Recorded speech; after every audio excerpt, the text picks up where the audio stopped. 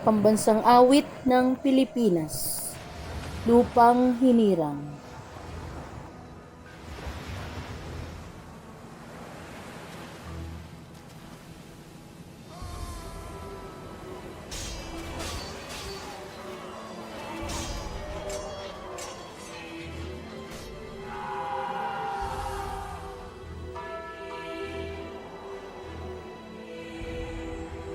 In nomine Patri et Filii et Spiritus Sancti.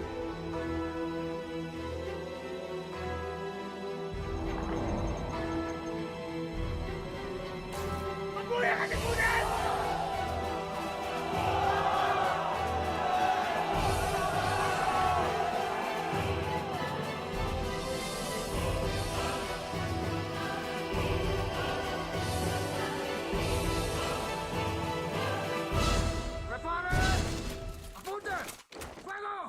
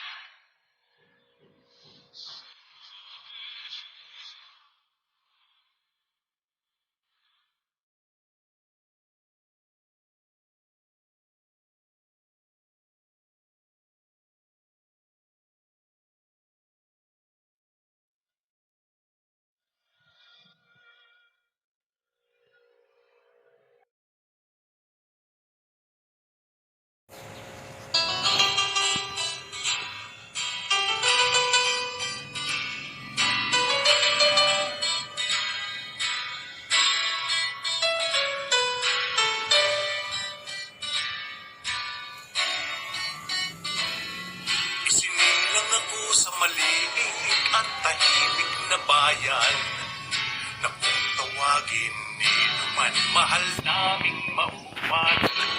Iminulat sa murang isip namin ng magulang, paggalang at takot sa Diyos, kabutihan ang asal.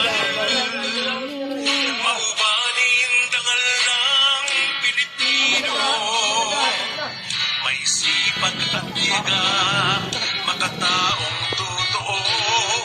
Maubanin ako'y taas noo, saan man ako naroon, isip diwa ako'y nakatuon. Maubanin ako sa habang panahon. Kay Rikitong tanawin sa mahal naming bayan, sariwang simoy ng hangin na lalanghap ng sinuman. Kumakaway ang buhay ng tanim sa palayan, mga isda sa ilog at dagat, bigay ng buong may kapal. Maubanin dangal ng Pilipino, may sipag at tiyaga, makataong totoo. Maubanin ako'y taas noo, saan man ako naroon, isip diwa ako'y nakatuon. Maubanin ako sa habang panahon. Mano po tatay nanay ang bati ng mga bata, pagpalain kayo ng Diyos na sagot ng matatanda. Magandang umaga, tanghali, gabi, ito'y pasimula ng masaya naming kumusta sa bayan kong pinagpala.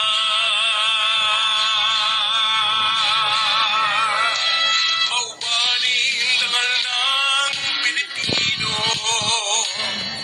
may sipag at tiyaga, makataong totoo. Maubanin ako'y taas noo, saan man ako naroon, isip diwa ako'y nakatuon. Maubanin ako sa habang panahon. Maubanin ako, maubanin ako, maubanin ako sa habang panahon.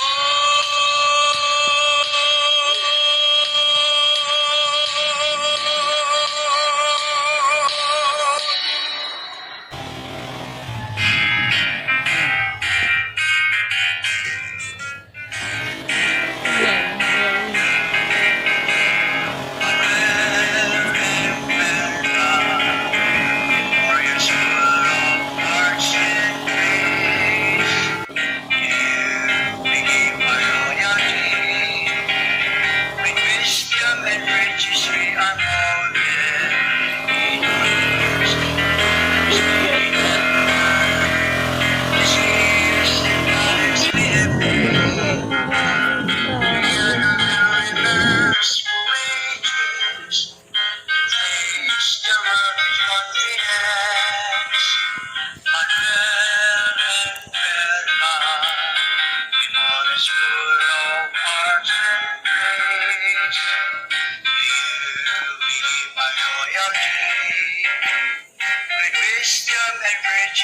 are holding ours.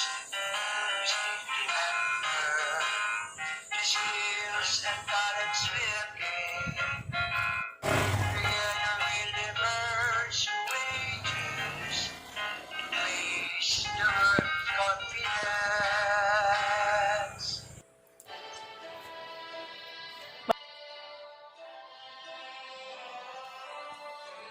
Welcome to the commencement exercises of Manuel S. Inverga Memorial School of Arts and Trades, Grade 12, Ismao B. I will be the master of ceremony for this momentous occasion. Yours truly, Evelyn G. Arroyo. Ladies and gentlemen, the graduates from Ismao B. Males. Alpahora Romel M. NC1 passer, NC2 passer. Alquileta Justin, NC1 and NC2 passer. Aquino Arbel G, NC1 and NC2 passer. Arong John Alvin T, NC1 and NC2 passer. Banagan Reden A, NC1 and NC2 passer. Bebanco Mark B, EIM NC2 passer. Beliganyo John Rigor U, NC1 passer. Bondokoy Ariel U, NC1 and NC2 passer. Caliejo Joey M,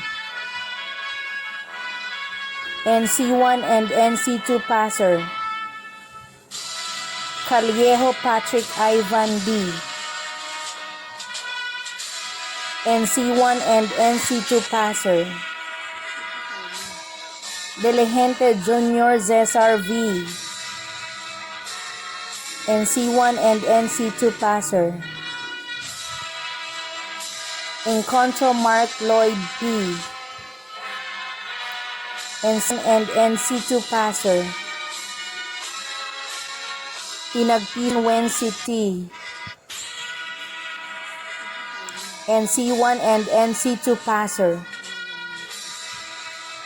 Isleta Mark Ian D, NC1 passer. Larita Jeffrey J, NC1 and NC2 passer. Lorica Christian E with honors, NC1 and NC2 passer. Manuba Joven B, NC1 and NC2 passer. Martinez Leonel B, NC1 passer. Mendoza Mel J A, NC1 and NC2 passer. Moncada Brian T, NC1 and NC2 passer. Oliveros Mark Samuel L, NC1 passer. Paclier Salvador C, NC1 and NC2 passer. Paralion Leonard G, NC1 passer. Remolona Gerald A, NC1 and NC2 passer. Sarsosa John Rick E, NC1 and NC2 passer. Orhelius John Paul E, NC1 and NC2 passer. And Viaje John Aldrich F, NC1 and NC2 passer. Congratulations, boys. Moving on, let's have the female candidates for graduation. Alquisola Shane Arleth E, Ismao NC1 and NC passer, EIM NC2 passer. Carlos Arian N with honors, NC1 and NC2 passer. David Leona T, NC1 passer. Larino Manilin C. NC1 and NC2 passer. Nilooban Janes C. with honors. NC1 and NC2 passer. And Remolona Rose Ann A. NC1 and NC passer. Congratulations everyone, especially to the proud parents for all the sacrifices. Moving on, let me give you the advisor of the graduating class for her message. Hello po. Ayon, congratulations. Grade 12 Ismael B. And of course, congratulations po sa lahat ng mga magulang na nagtaguyod sa mga batang ito po na nagsi-graduate ngayong March 2020 sana.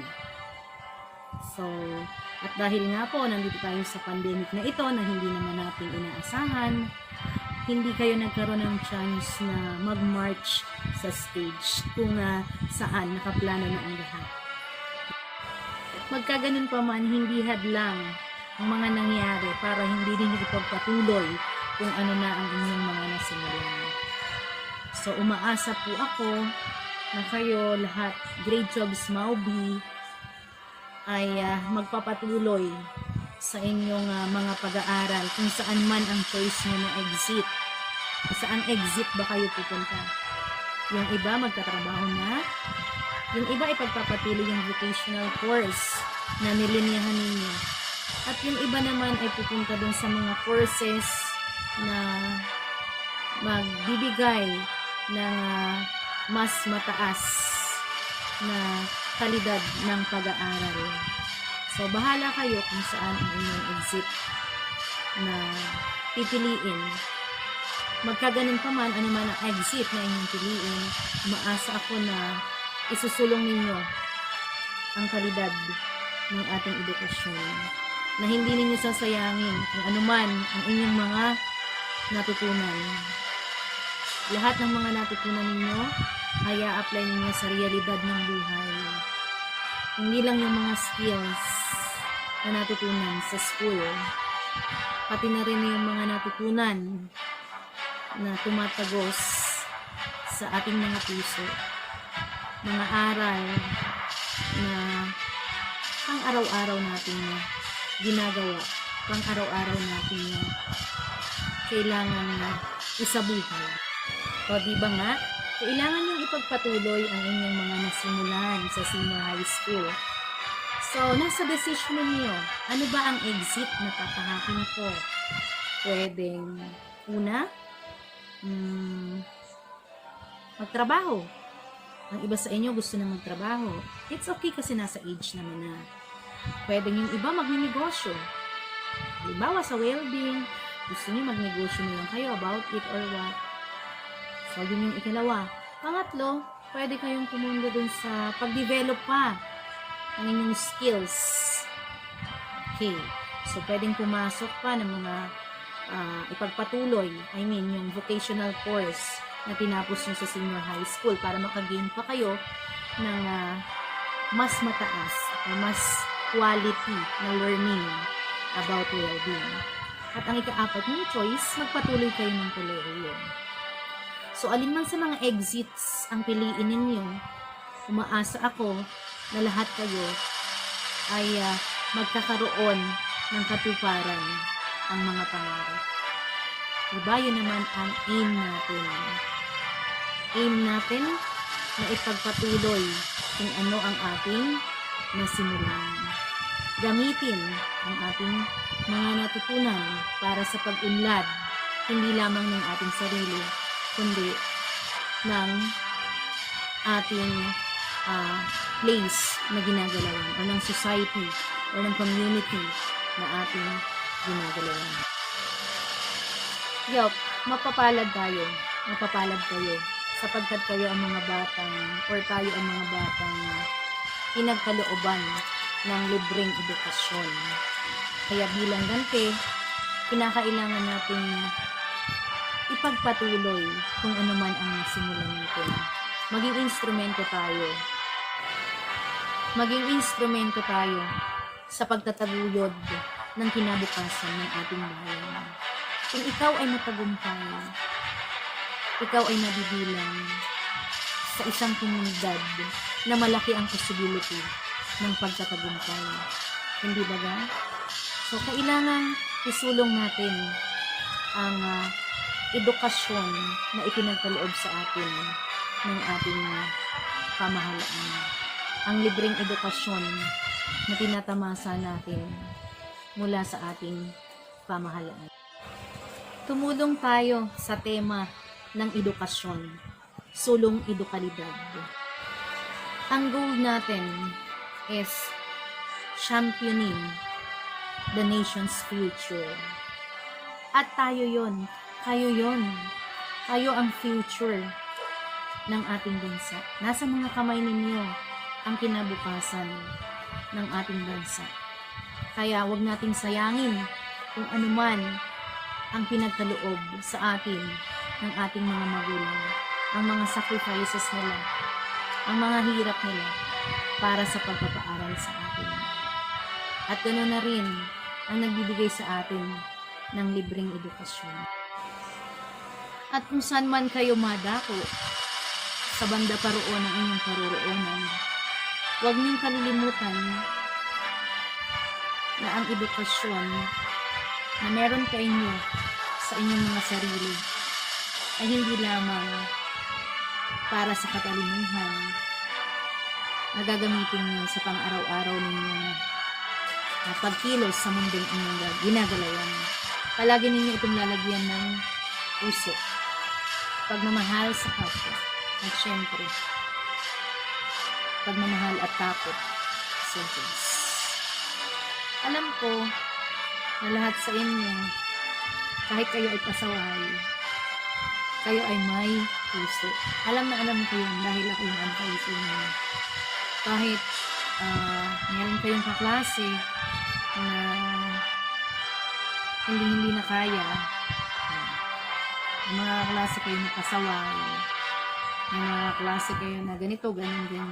Hindi nyo iniiwan, hindi nyo pinababayaan.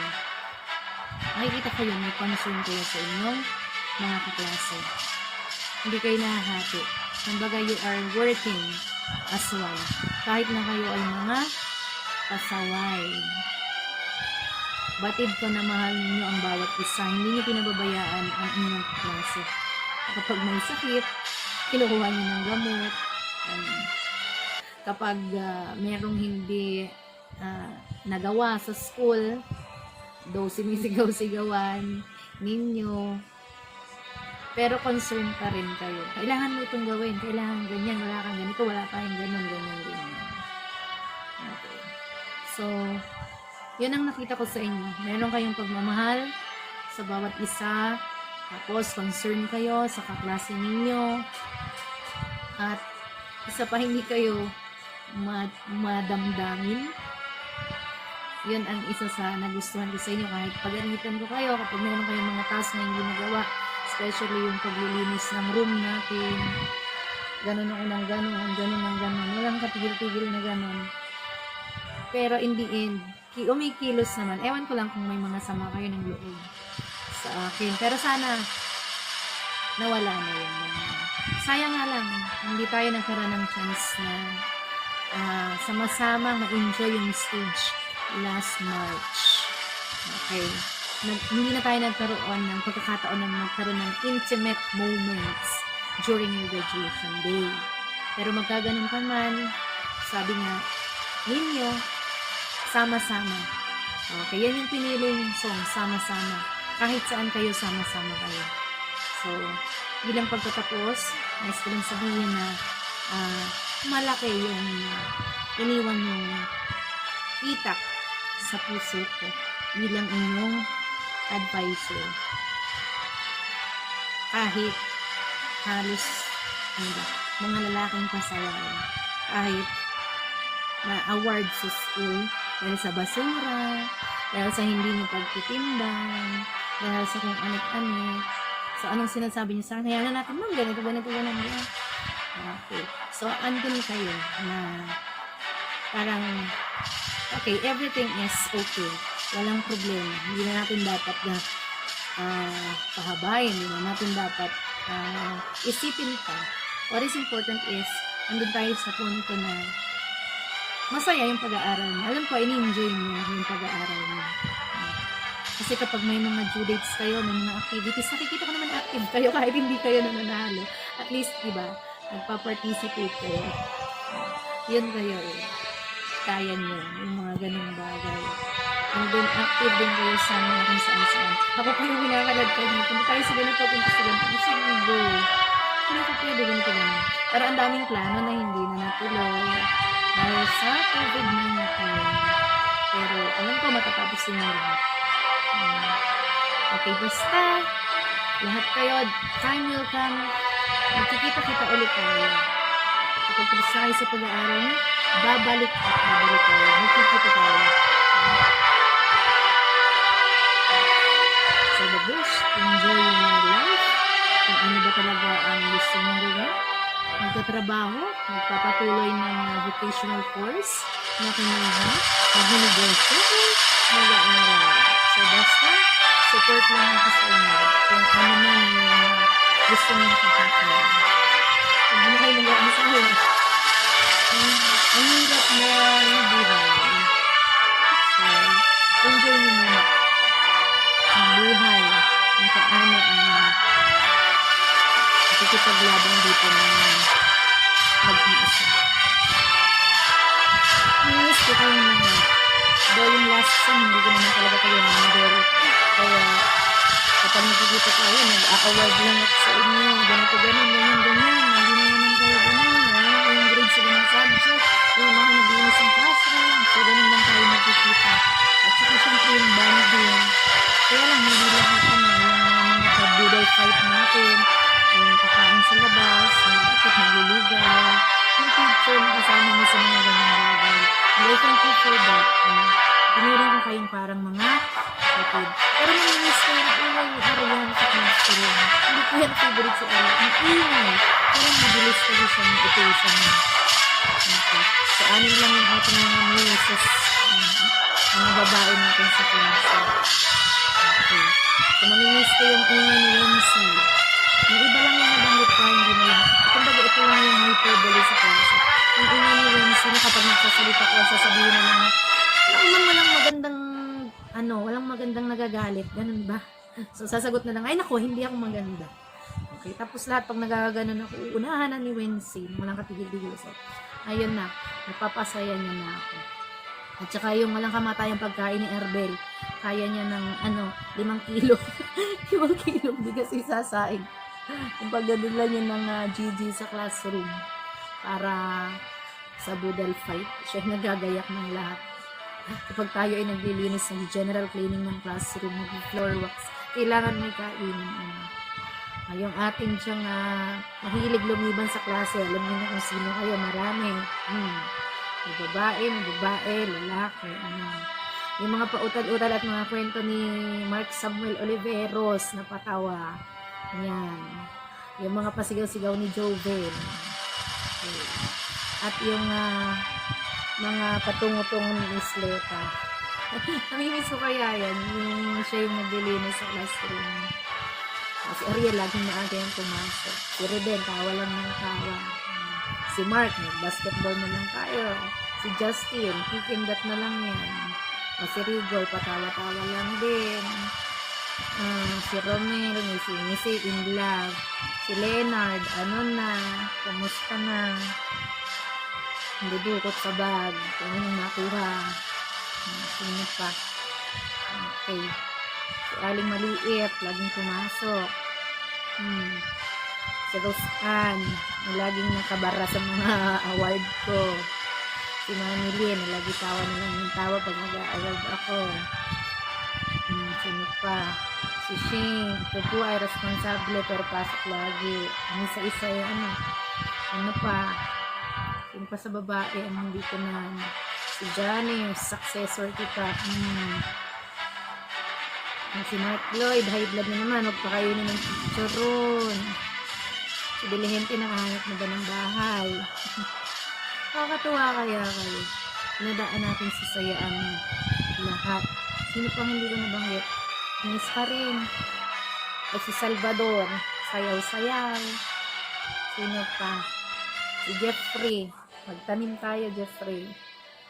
Sino pa ba dyan? Ang mga, yung hindi ko nabanggit, sensya na. Pero kayo ay 30, ano lang nga kayo 33 lang naman kayo. John Paul, natawa ng tawa, laging nakaupo.